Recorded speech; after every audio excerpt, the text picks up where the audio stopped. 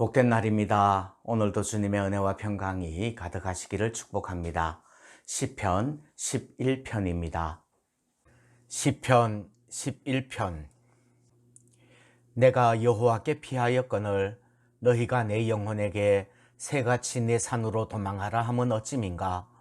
악인이 활을 당기고 화살을 시위에 먹임이요 마음이 바른 자를 어두운 데서 쏘려 하는도다. 터가 무너지면 의인이 무엇을 하랴. 여호와께서는 그의 성전에 계시고 여호와의 보좌는 하늘에 있음이요 그의 눈이 인생을 통촉하시고 그의 안목이 그들을 감찰하시도다. 여호와는 의인을 감찰하시고 악인과 폭력을 좋아하는 자를 마음에 미워하시도다. 악인에게 그물을 던지시리니 불과 유황과 태우는 바람이 그들의 잔의 소득이 되리로다.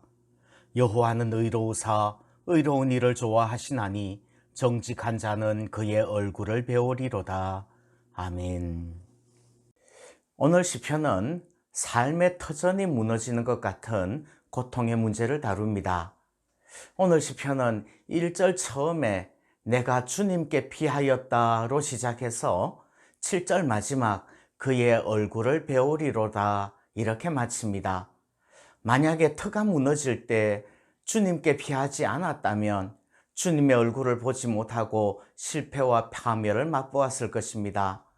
그런데 사실 주님께 피한다는 것이 말처럼 쉬운 일은 아닐 거예요. 시인의 상황. 오늘 시인은 자기를 새장에 갇힌 새로 비유합니다. 악인은 비겁하게 어두운 데 숨어서 자기를 쏘려고 하지요. 그리고 사람들은 산으로 도망하라고 조언해주고 있어요. 터가 무너지면 법과 질서의 기초가 든든히 서 있다면 의인은 두려워하지 않겠지요. 그러나 삶의 터전이 무너지면 사회의 기초가 흔들리고 아무것도 할 수 없습니다. 그런데 그때도 시인은 주님께 피하며 믿음의 담력을 잃지 않고 있는 거예요. 아무런 자구책이 쓸모없을 겁니다. 도망치지도 않습니다. 오직 주님께 피하는 수밖에 없는 거지요. 감찰하시는 주님, 하늘 보좌에 계신 하나님께서는 모든 것을 통촉하시고 감찰하십니다. 하나님은 의인과 악인의 마음의 생각과 의도까지 보고 계시는 겁니다. 의인과 악인의 운명, 악인은 망할 것입니다. 그러나 의인은 마음이 정직한 자는 하나님의 얼굴을 뵙게 될 것입니다. 하나님은 불꽃 같은 눈으로 사람을 꿰뚫어 보시는데 의인은 기쁨으로 주님의 얼굴을 보게 될 것입니다. 모세도 다윗도 선지자들도 그리고 우리도 동일하게 고백하게 되는 거예요.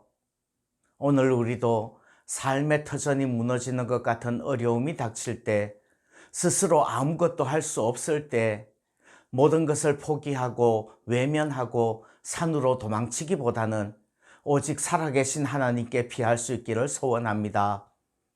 우리의 고통을 보고 듣고 알고 계시는 하나님께서 우리에게 하나님의 얼굴빛을 비춰주실 줄 믿습니다. 기도합니다. 하늘 보좌에서 불꽃 같은 눈으로 우리를 감찰하시는 하나님, 삶의 터전이 무너져 우리가 아무것도 할 수 없을 때 오직 하나님을 바라보며 하나님께 피합니다. 하나님의 얼굴을 뵙게 하시고 살아계신 하나님을 체험케 하옵소서. 예수님의 이름으로 기도합니다. 아멘.